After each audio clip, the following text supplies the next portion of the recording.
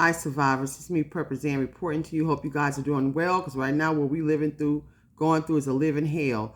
This article says that residents near Ohio trail derailment have been diagnosed with ailments associated with chemical exposure, including chemical bronchitis. Y'all, this stuff is really, really serious, and it's happening in real time. And it says residents and workers near the site where a train carrying hazardous chemicals derailed this month have been diagnosed with bronchitis. It's really chemical bronchitis and other conditions that doctors and nurses suspect are linked to chemical exposure. Melissa Blake, who lives within a mile of the crash site in East Palestine, Ohio, says she started coughing up gray mucus and was struggling to breathe on February the 5th, 2 days after the Norfolk Southern train derailed. That day, she evacuated her home and also went to the emergency room, where she was diagnosed with acute bronchitis due to the chemical fumes, according to medical records reviewed by this network right here. They gave me a breathing machine. They put me on oxygen. They gave me 3 types of steroids, Blake said. Yet, she has yet to move back home since being discharged nearly 3 weeks ago. So not only is this person sick physically, but now she doesn't have a home. And y'all, we got to do something about this. This crazy. These people can't be, they can't get away with this, man. It's just awful. At Crane Fab, a manufacturing company adjacent to the derailment site, 5 of its 10 workers were too sick to work as of Tuesday, according to General Manager Howard Yang. Yang said the company suspended operations for about a week because of the other derailment and subsequent release of vinyl chloride, a carcinogenic chemical on board the train that was intentionally burned to avoid the risk of explosion.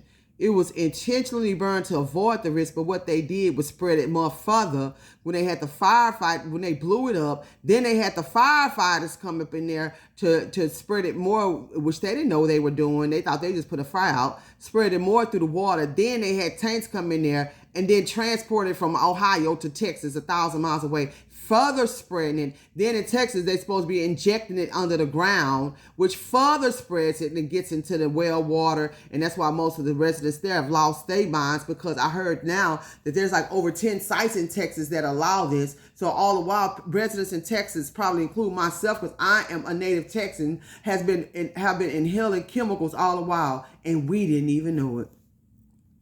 Yang said, okay, I just said that Yang employees resumed work on February the 13th, he said, but after about 2 days, they started dropping like flies. They didn't even talking about this, that the workers, that people that were supposed to have been containing the exposure and all that, they started passing. People ended up with rashes, nausea, vomiting, bloody nose, eye issues, a lot of coughing, wheezing, he said. We sent a lot of workers to the hospital to get checked out, and sure enough, in most cases, it was a diagnosis of chemical bronchitis. They were put on 5 different kinds of pills, including steroids. Some guys have to use inhalers. It's pretty bad. I'm stopping it right here.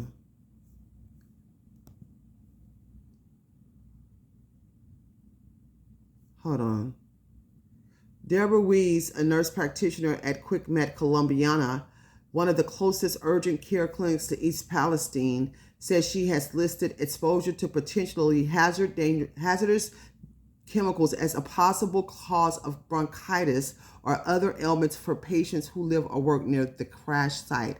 Weed says she has been seeing about 5 to 10 people a day from the area who have symptoms consistent with chemical exposure. They're complaining of burning to their lungs, nasal drainage, eye burning, throat pain, unknown rashes that have started since they've been back to their homes, she said. Look at that. Oh, it's beautiful land. They just set up there and just... Wow. Bronchitis is characterized by inflamed airways that often lead to coughing and wheezing. It is usually caused by a virus, but chemical bronchitis is caused by inhaling chemical irritants, according to Dr. John Baums, a professor of medicine at the University of California, San Francisco, a spokesman for the American Lung Association. Whenever you burn chlorinated compounds, you get really nasty materials that are capable of causing chemical bronchitis, Baum said. He added that the severity depends on the amount of chemicals inhaled and whether people have pre-existing conditions like asthma, Most people see their symptoms resolve within a few weeks to a couple of months, and long-term effects are likely, except in high-risk patients, according to Balms.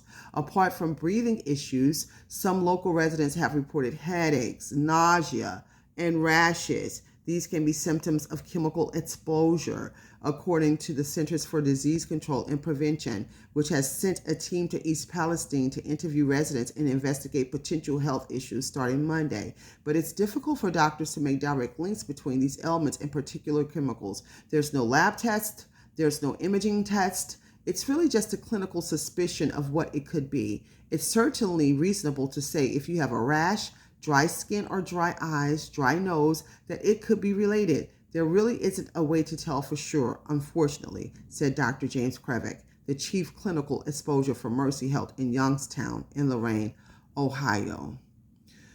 Whoa. The Mercy Health network includes a primary care office in East Palestine and a hospital 20 minutes outside the town. Krevik said the network has seen more patients from East Palestine in the past few weeks than it had over the past few months. Oral or topical steroids are usually the first line of treatment for people with rashes from chemical exposure, he said. So oral or topical steroids, y'all need to be jotting this stuff down and seeing if you can get to it, because this stuff, it seems like it's most needed now than ever.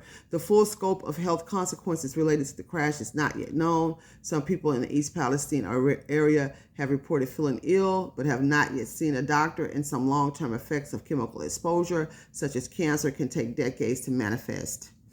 As of Monday, the Environmental Protection Agency, known as the EPA, said East Palestine's municipal water was safe to drink. Indoor air quality screenings for more than 550 homes did not exceed safety standards, and air quality in the community remains normal. So they say.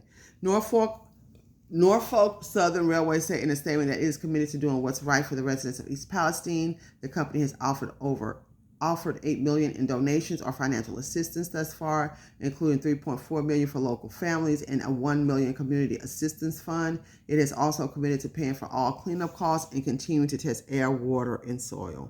If residents have or are experiencing symptoms with which they are not accustomed to, we would strongly encourage them to go see a trusted medical professional or visit the new health clinic that local, state, and federal officials are standing up in East Palestine. They want them to go to their clinics. Wow. I wouldn't trust nothing dealing with these people here. All right, you guys, I'm going to stop it here. Look at that. Please follow me on Patreon. She said, I don't feel safe in my home. She said, I'm afraid to be here. Please follow me on Patreon for real, raw, uncut, unfiltered content that I cannot say on here. Please support the Allegedly and the Good Luck With That t-shirts. All proceeds go back into the channel. If you're looking for your survivalism gear, your gas mask, your radiation suits, along with bug-out areas in land in Texas for homesteads, you can go to purposezan.com. All the proceeds go back into the channel. And as always, watch this world, watch the weather, smell your water, boil and purify your water before you use it. Keep surviving. I believe we're under attack. purposezan.com.